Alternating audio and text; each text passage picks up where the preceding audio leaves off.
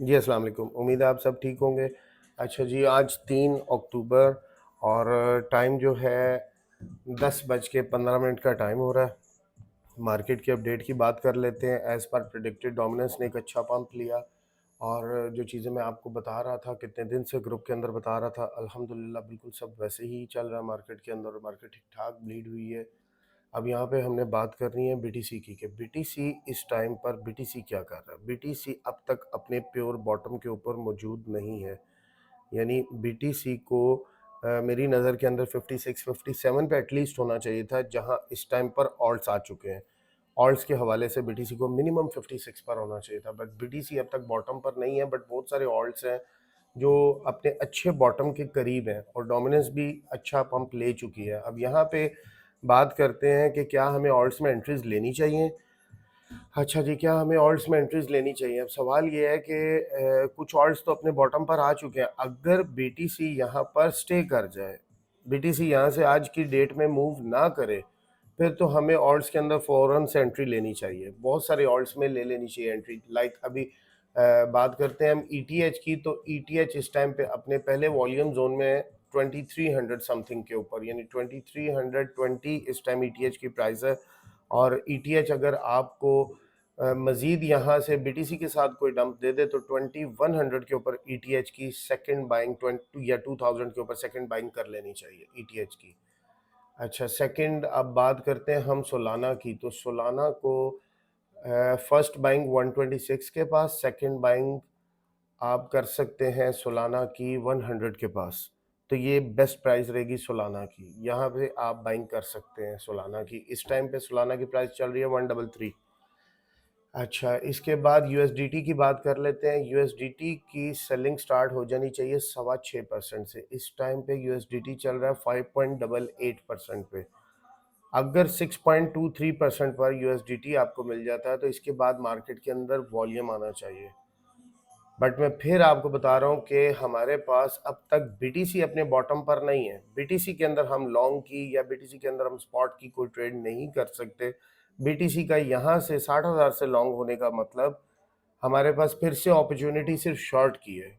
जब तक बीटीसी 52 54 के एरिया में नहीं आता, ये इसका प्योर बॉटम अब तक नहीं बनेगा। बीटीसी का मिनिमम इस एरिया में आना चाहिए।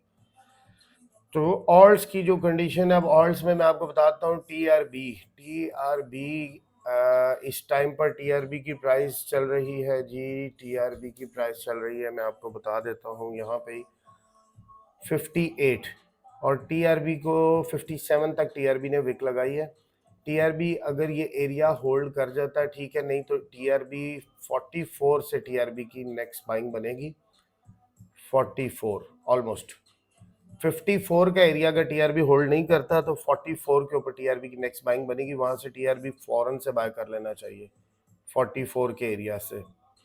ये होगी जी टीआरबी की। इसके बाद हम बात करते हैं ओरडी की।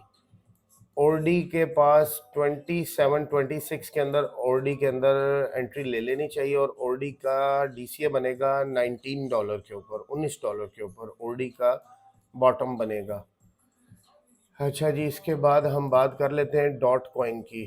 डॉट कॉइन जो है, डॉट कॉइन की फर्स्ट बाइंग आपकी बनती है 3.7 के ऊपर और 3.7। इसके बाद अगर ये 3.7 का एरिया होल्ड कर जाता है तो ठीक है, अगर होल्ड नहीं करता तो डॉट का स्टॉप लॉस बन जाएगा।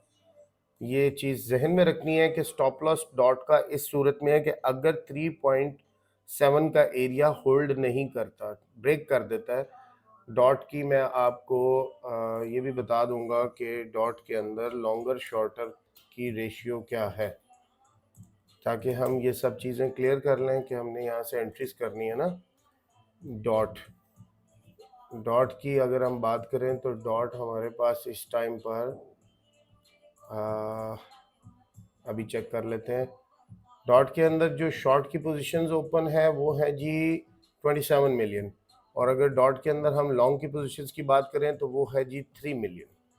तो इस हिसाब से डॉट का 3.7 का एरिया अच्छा रहेगा अगर हम डॉट को यहाँ से बाय कर लें। 3.5 पे विक लग जाए तो 3.5 के ऊपर आप इसका डीसीए प्लान कर लें, बट क्लोजिंग विक नहीं, विक लगे कोई मसला नहीं, क्लोजिंग आपकी 3.7 से नीचे नहीं होनी चाहिए।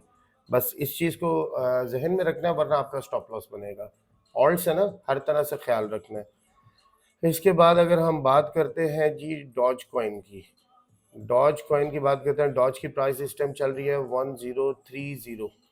ठीक है, डॉज कॉइन, डॉज कॉइन इसको चेक कर लेते हैं जी हम। डॉज कॉइन इस टाइम अपने पहले वॉल्यूम जोन पे और अपना 2 आवर के अंदर अगर देखा जाए तो हेड एंड शोल्डर बना रहा है। इसका वॉल्यूम जोन बनता है 099 के ऊपर। पर डॉज के फंडामेंटल बॉटम्स की बात कर लेते हैं कि डॉज किस जगह पे स्टैंड कर रहा है। डॉज, DOGE, डॉज नहीं, डॉज की आपका जो फंडामेंटल बॉटम बनता है वो नीचे बनता है। डॉज के लिए आप अपनी लिमिट लगा सकते हैं जी 0.92 के पास, और इसका DCA आपका बनेगा 0.92, 0.092 के पास आप अपनी फर्स्ट बाइंग की लिमिट लगा सकते हैं डॉज कॉइन में, DOGE। और इसका जो आपका फर्स्ट DCA बनेगा वो बनेगा 0.075, 0.075 के ऊपर आपका डॉज कॉइन के अंदर फर्स्ट DCA बनेगा, यानी सेकंड बाइंग बनेगी। और इसकी क्लोजिंग, इसका स्टॉप लॉस अगर 0.071 से नीचे क्लोजिंग मिल जाए तो स्टॉप लॉस है। ये इसका स्टॉप लॉस भी आपको साथ ही मेंशन कर दिया है। ETH का भी आई थिंक मैं आपको बता चुका हूँ। ETH का स्टॉप लॉस आपको बता देता हूँ। अगर 2200 के नीचे क्लोजिंग मिल जाए, विक लगे वो जरूरी है, विक के अंदर हम DCA करेंगे 2150 पे, लेकिन अगर क्लोजिंग मिल जाए 2200 से नीचे, फिर ETH आपका स्टॉप लॉस है, फिर आपका स्टॉप लॉस ऐसी सूरत के अंदर है। और रेंडर की बात करें हम, रेंडर की नहीं, रेंडर अभी बॉटम के ऊपर नहीं है। बस ये आपको 3-4 कॉइन बताएं, इनके अंदर आप एंट्री ले लें। XRP में मस्ट एंट्री ले लें। अगर XRP 46 के एरिया में मिल जाए तो फिर तो छोड़ना ही नहीं है ना। XRP में पार्ट्स के अंदर बाइंग करनी है लाजमी। XRP 20% बॉटम के ऊपर है और XRP बड़ा अच्छा रहेगा आपके लिए लॉन्ग टाइम के लिए भी। XRP के टारगेट्स क्या होंगे? XRP के टारगेट्स आपके होंगे ऑलमोस्ट 60, 63, 72 तक। ठीक है, और ये सब मैं स्पॉट में बता रहा हूँ, फ्यूचर में नहीं। फ्यूचर के लिए मौके के ऊपर फौरन से ग्रुप के अंदर ट्रेड्स ओपन करवाई जाएंगी। XRP के टारगेट जो है, और फ्यूचर में क्यों नहीं दी जा रही ट्रेड, सिर्फ इसलिए कि BTC अब तक बॉटम पर नहीं है, सिर्फ इसलिए अभी तक नहीं दी जा रही, स्पॉट के अंदर आपको बताई जा रही है। तो ये चीज़ है, इस तरह से आपने मैनेज करना अपने लिए। और स्पॉट के लिए मैंने बता दिया, फ्यूचर के लिए वेट करें इंशाल्लाह ताला, ग्रुप के अंदर प्रॉपर टाइम के ऊपर ऑन मार्केट प्राइस आपको ट्रेड मिलेगी इंशाल्लाह ताला।